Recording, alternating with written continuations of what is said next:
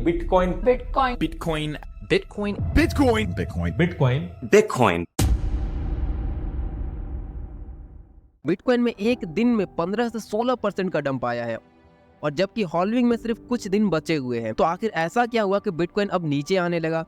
तो इस वीडियो में हम आपके साथ एक ऐसी इन्फॉर्मेशन शेयर करने वाले हैं जिसे जानने के बाद करंटली जो मार्केट में चल रहा है वो सारी चीजें आपको पता चल जाएंगी कि आखिर यहाँ पर हो क्या रहा है। और इसके अलावा इस वीडियो में कैसे आपको अपने पोर्टफोलियो को डाइवर्सिफाई करना है उसकी प्रैक्टिकल स्ट्रेटेजी हम आपको देने वाले हैं। तो आपको इस वीडियो को कंप्लीट देखना है और चैनल को आपको सब्सक्राइब कर लेना है। तो सबसे पहले हम लोग बात करेंगे बिटकॉइन हॉल्विंग 2016 और बिटकॉइन हॉल्विंग 2020 के बारे में। 2016 में बिटकॉइन के हॉल्विंग से कुछ महीने पहले बिटकॉइन में लगभग 370% का पंप आया था और जब 2016 की बिटकॉइन के हॉल्विंग में कुछ हफ्ते बचे हुए थे तो लगभग 41% का डंप भी आया था और जब हॉल्विंग कंप्लीट हो गई तो उसके बाद 4100% का पंप भी आया था। ये हुआ था 2016 की हॉल्विंग से पहले, हॉल्विंग के टाइम एंड हॉल्विंग के बाद। अब बात करते हैं 2020 के हॉल्विंग के बारे में। तो 2020 के हॉल्विंग से कुछ महीने पहले बिटकॉइन में लगभग 335% का पंप आया था और बिटकॉइन का हॉल्विंग जब नजदीक था 2020 में तो 63% का डंप आया था और जब बिटकॉइन की हॉल्विंग कंप्लीट हो गई तो 1650% का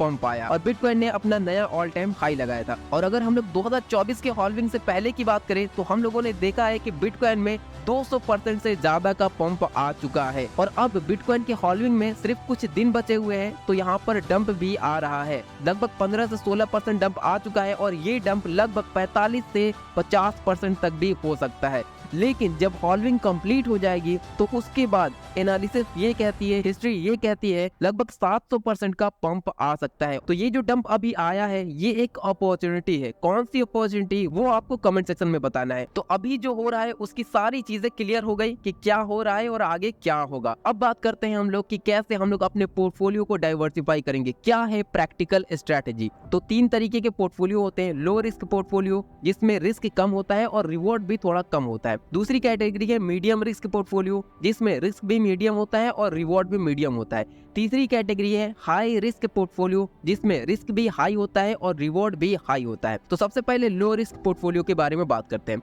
इस पोर्टफोलियो में बिटकॉइन और इथेरियम में आपके टोटल पोर्टफोलियो का लगभग 50 से 60% इन्वेस्टमेंट रहता है। उसके बाद लार्ज कैप कॉइन्स आते हैं जिसमें आपके टोटल पोर्टफोलियो का 30 से 40% रहता है। उसके बाद मीडियम कैप कॉइन्स आते हैं जिसमें आपके टोटल पोर्टफोलियो का 10 से 20% इन्वेस्टमेंट रहता है और उसके बाद सबसे लास्ट में लो कैप कॉइन्स आते हैं जिसमें 1 से 10% आपके टोटल पोर्टफोलियो का इन्वेस्टमेंट रहता है। बात करें अगर मीडियम रिस्क पोर्टफोलियो की तो इसमें बिटकॉइन एंड इथेरियम में आपके टोटल पोर्टफोलियो का 40 से 50% इन्वेस्टमेंट रहेगा। लार्ज कैप कॉइन्स में 30 से 40%, मीडियम कैप कॉइन्स में 20 से 30% और लो कैप कॉइन्स में 10 से 20%। हाई रिस्क पोर्टफोलियो की बात करें तो बिटकॉइन एंड इथेरियम में 15 से 20%, लार्ज कैप कॉइन्स में 15 से 20%, मीडियम कैप कॉइन्स में 20 से 30% और लो कैप कॉइन्स में 40 से 60%। तो ये प्रैक्टिकल स्ट्रेटेजी है। इसी तरीके से आपको और हमें अपने पोर्टफोलियो को डाइवर्सिफाई करना रहता है। अब सवाल यहाँ पर ये उठ कर आता है कि आखिर कौन कौन से कॉइन्स को हमें अपने पोर्टफोलियो में ऐड करना चाहिए। बिटकॉइन एंड इथेरियम तो कंफर्म है, लेकिन इसके अलावा कौन कौन से कॉइन्स है, जैसे कि लार्ज कैप में कौन से कॉइन आएंगे, मीडियम कैप में कौन से कॉइन आएंगे एंड लो कैप में कौन कौन से कॉइन्स आएंगे। तो इसके ऊपर नेक्स्ट वीडियो आने वाला है जिसमें हम आपको डिटेल में